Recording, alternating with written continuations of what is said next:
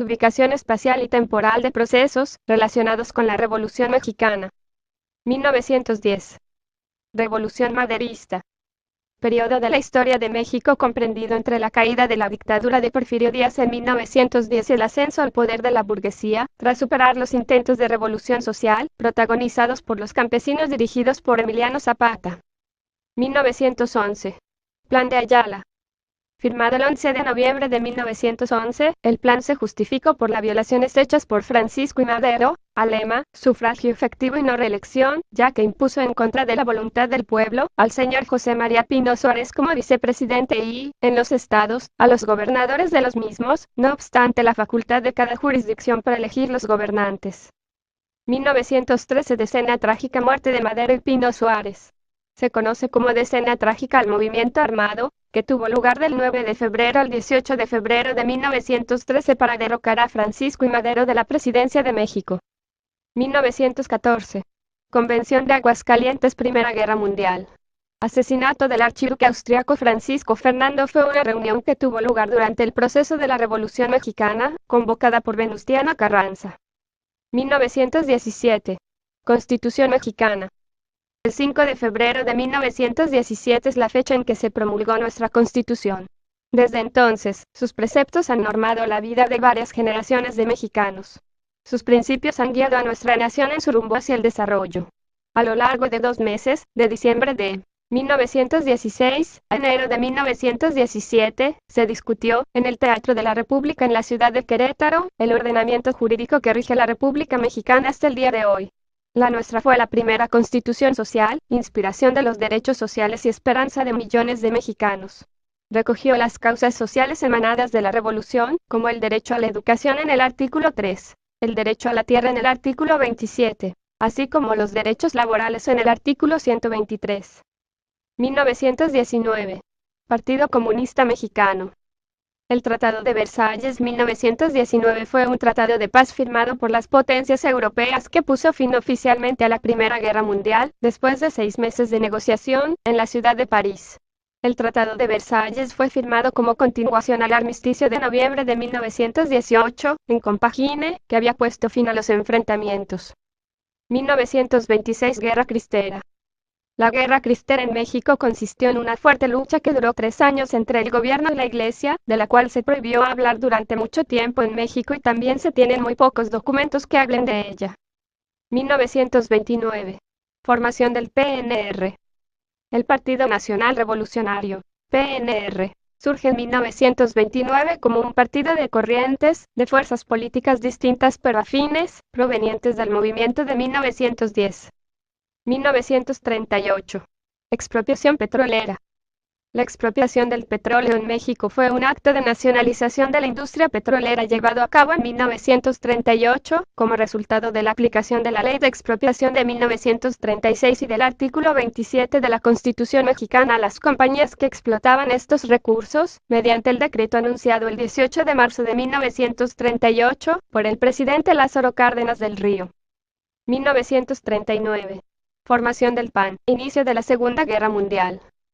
Cuando las tropas alemanas cruzaron las fronteras de Polonia, el viernes 1 de septiembre de 1939, se dio por iniciada la Segunda Guerra Mundial, el conflicto armado que tuvo como trágica consecuencia la muerte de más de 50 millones de personas de todo el mundo. 1942. México declara la guerra a las potencias del eje.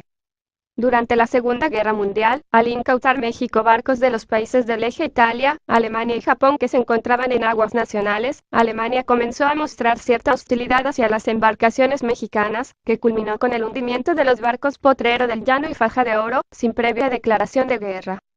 1943. Fundación del IMSS. En el sexenio del presidente Lázaro Cárdenas se prepararon varios anteproyectos de ley para crear el Instituto Mexicano del Seguro Social, y fue hasta el 2 de junio de 1941 que se crea la Comisión Técnica Redactora de la Ley del Seguro Social. Al siguiente mes, dicha comisión presentó la iniciativa de Ley del Seguro Social. 1952. Telesistema Mexicano. El más nuevo de los medios de transmisiones heredó muchas de las tradiciones de la radio. Varios factores se reunieron para que este desarrollo tecnológico y su difusión en la sociedad norteamericana fueran un proceso más rápido y menos caóticos que el de la radio. La tecnología de la televisión había sido ya muy sofisticada antes de que los receptores fueran puestos en el mercado. 1953. Voto femenino en México. El 17 de octubre de 1953 apareció en el Diario Oficial un decreto en el que se anunciaba que las mujeres tendrían derecho a votar y ser votadas para puestos de elección popular. Esto fue el resultado de un largo proceso que había comenzado muchos años atrás y que aquí explico. 1959. Huelga de ferrocarrileros. En febrero de 1958, la sección 15 del Distrito Federal del Sindicato de Ferrocarrileros lanzó una iniciativa para integrar una comisión por aumento de salarios. Esta comisión se reunió el 2 de mayo en la capital del país. A la reunión acudió Demetrio Vallejo, delegado de la sección 13 de Matías Romero, Oaxaca. El 21 de mayo, el gerente de Ferrocarriles Nacionales pidió a la asamblea un plazo de 60 días para resolver, regresando a los delegados a sus lugares de origen. Mientras, en la capital, los ferrocarrileros se inconformaron e hicieron un mitin. En Matías Romero, Tonalá, Tierra Blanca y Veracruz la protesta fue mayor. 1968. Movimiento estudiantil. El movimiento estudiantil de 1968 fue un movimiento social en el que además de estudiantes de la UNAM y el IPN participaron profesores, intelectuales, amas de casa, obreros y profesionistas en la Ciudad de México y que fue reprimido por el gobierno mexicano mediante la matanza de Tlatelolco ocurrida el 2 de octubre de 1968 en la Plaza de las Tres Culturas de Tlatelolco.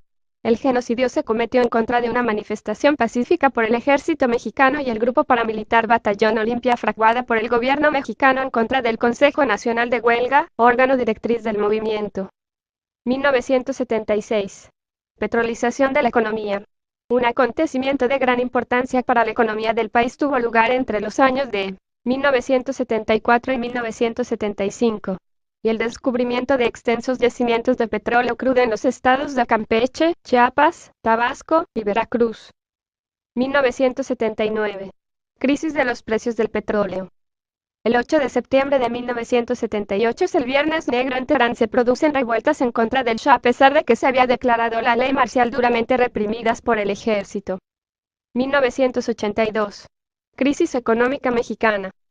En los años previos y posteriores a la crisis de 1976 el empleo, el valor de la moneda, la migración del campo a las ciudades y a los Estados Unidos de Norteamérica, el monto del salario y el costo de la canasta básica, presentaron variaciones que van en perjuicio de la clase trabajadora. Diversidad regional y composición de los movimientos revolucionarios.